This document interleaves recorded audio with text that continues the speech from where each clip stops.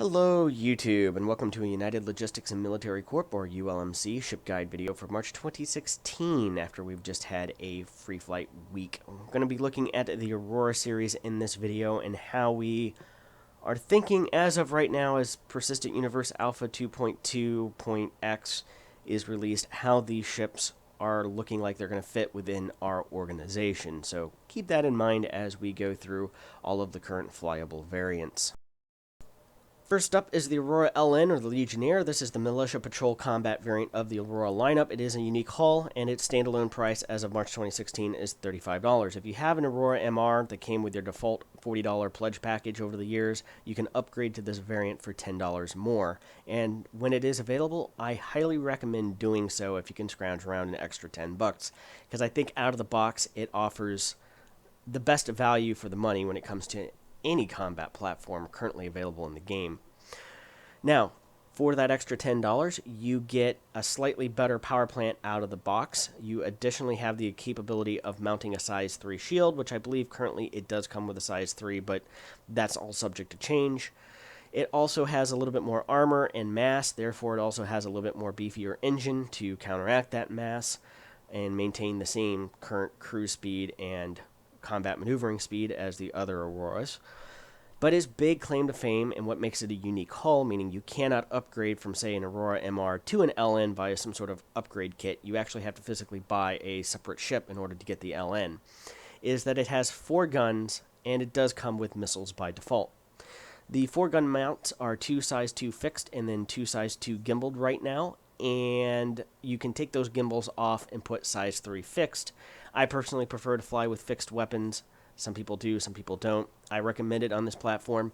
And another pro that the Auroras have in general are its small cross-section makes it fairly difficult, especially from a head-on fight, to hit, because it's just a smaller profile, a smaller target to hit. Now, some of the cons. Again, the speed is only 185 in combat maneuvering and around 575, 580 in cruise. It's fast enough to run away from bigger ships or run them down if you wanted to or needed to do that. But you're not going to be able to outrun or keep another fighter platform from running away from you, whether it be an Avenger or 300 or Hornet or I believe even a Gladiator at this point.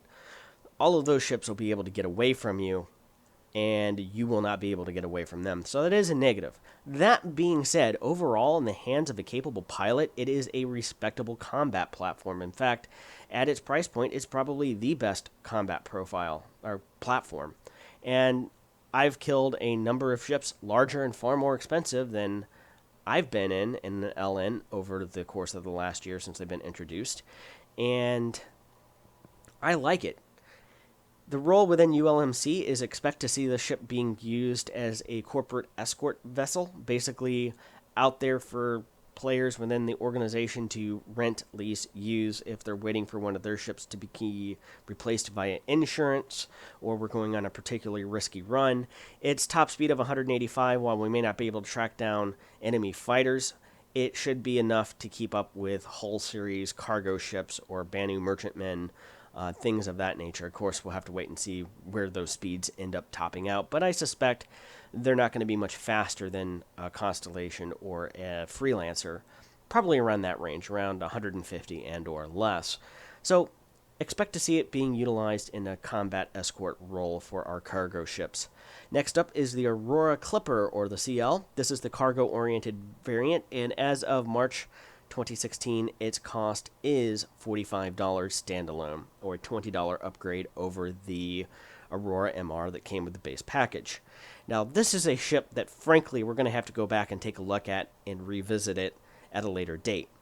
Its main functionality and claim to fame, where it should be pretty good, is for those who want to focus more on trade, being the cheapest, quote, dedicated, I won't say dedicated, but more trade-oriented version. But the fact that it carries a slightly larger store-all box is apparently a non-unique thing, and the other ships should be able to mount that larger cargo pod. Currently, it holds 10 more units of cargo, but cargo units and how those are figured have changed multiple times over the years. I suspect it'll probably change more as they continue to develop that area of gameplay. And as it stands right now, we have no cargo gameplay or economic gameplay. So it's very hard to judge whether or not the ship is going to be worth that extra $20, or if you're better off spending $10 getting an LN and then maybe buying some UEC for $10 and getting the larger store-all box if you want to haul some cargo around. We don't know yet. As far as weapons, it has 9 series ballistic guns out of the gate, and I personally am not very pleased with these weapons, but it's also not been balanced at all yet. So weapons at this point is pretty much TBD, to be determined later on. That being said, they are ballistic, therefore they require ammunition, therefore they're going to cost to operate, where energy weapons are essentially limitless ammo, and whenever you go to restock or land at a station, it's not going to be detracting from your profit if you're forced into a fight and have to defend yourself. So overall, I'm going to hold the judge and jury out on the CL. Next up is the Aurora ES, or the Essentials. This is the base model. If the others are kind of that entry-level spaceship that maybe still comes with powered locks and powered windows and automatic cruise control, this is the base model. This is the one that comes with the stick shift. It has roll-down windows, and it doesn't have automatic locks. So this is what the ship players who come late to Star Citizen will probably end up starting in, or one of the options they'll have to start in. And as such, it is what it is. The Aurora ES is a ship that I don't foresee our organization utilizing very much when it comes to the Persistent Universe. Now, it is $20 as a standalone ship, but it's never been offered as part of a game package. That's the Aurora MR that comes with those packages. It has the same 9 series ballistic guns that the Clipper comes with. I'm not too impressed by that. It holds the same amount of cargo as the rest of the lineup sans the Clipper. So there's really no reason to have the ship unless, again, you come into Star Citizen late into the game. You can't pledge to get a different ship, and this is kind of what you're stuck to start with. Now, unlike other $20 pledge ships such as the Merlin, it is not a snub fighter. It is capable of mounting and has a quantum drive and can mount a hyperdrive, so you will be able to travel from point to point within a star system quickly and easily, as well as with a hyperdrive travel between star systems utilizing the jump network. Next up is the Aurora LX. This is the luxury version. Its standalone price as of March 2016 is $30, or a $5 upgrade if you have the standard Aurora MR package. And it does have a couple of upgrades over the MR, one of them being a little bit better power plant out of the gate, a little bit better shield out of the gate, but still it is a size 2 shield and not a size 3 shield like on the LN. It also still only has the same basic armament as the Aurora MR, with 2 M3A lasers being standard, size 2 fixed, but it does come with 4 CS missiles out of the gate, which aren't too bad if they ever do fix missile gameplay, which I'm sure, again, weapons balance is kind of to be determined. The big factor about the Aurora LX is it comes with a jump engine as part of the standard package. This means you should be able to start taking on missions to deliver cargo in between star systems day one without having to spend any additional money on, or UEC, on a jump drive for your ship. So that might make it attractive to some people who want to start getting out there, as it were. Some people have also suggested that the LX could be used for limited exploration as well, because, again, it does start with that jump drive, and it is a small ship. It should fit through the smallest jump points that one can discover out there.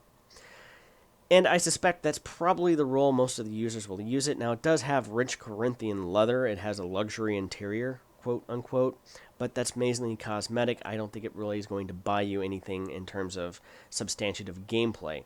Some people like to look at the pretties, but to me, I could personally care less about that. Where does this ship fall within the organizational use? This isn't a ship that a lot of people are going to be using. There's a few folks out there that have them. They bought the entire Aurora lineup, as it were, or maybe they like the rich Corinthian leather and therefore want to see it. But overall, this is not a ship that you'd expect to see being flown by ULMC all that much, and that's going to be kind of a reoccurring theme when it comes to any of the quote luxury variants unquote, unless there's some reason statistically it's a better ship overall than another variant. Finally, we have the Aurora MR, or what was it? The Maquis. I want to say Mercenary Edition, but the Maquis version. I think originally it was sold as the Mercenary Edition when I first bought my first pledge package. This is the default Aurora that comes with the $40 pledge package that many backers bought over the course of the last few years. And for the basic default ship that many people will start their Star Citizen gaming lives in, it's actually fairly respectable. It comes with M3A lasers, which are an upgrade, in my personal opinion, over the 9 series ballistic guns that the ES and the CL come with. It is not nearly as tanky or powerful as an LN or even the LX, I felt, but it's defensive enough. You still have the advantage of its small profile, and when you do engage targets, though, I found that only having 2 guns, and this goes for any ship or any time you lose guns and you only have 2 left, is very underwhelming when it comes to combat. It seems like they can recharge their shields faster than you can knock them down, no matter how often you hit them. I'm fighting, I believe, a Vanguard in this clip here. Now, I do actually go on to win this fight, as it were, surprisingly, but as you can tell, my MR has taken a little bit of damage. Unlike with the LN, which can take a few hits before you start taking damage, this ship, when you start taking hits, you're going to start taking damage usually, and it doesn't have quite the staying power that its LN upgraded cousin does. That being said, if this is the ship that you're starting the game with, it's respectable. It at least has, an automatic transmission with cruise control, powered locks, and powered windows, unlike the ES. But it is what it is. It is the basic default starter ship. Don't expect anything amazing from it. As far as a role within the ULMC organization, I'm not really sure that the MR has much of a role to play other than the default starter ship that people who didn't want to spend any more money will receive. And as far as that goes, the plans are to have plenty of Aurora LNs available through the corporate hangar or the organization hangar, however that ends up working, are from loan or lease or rent from other players within the organization.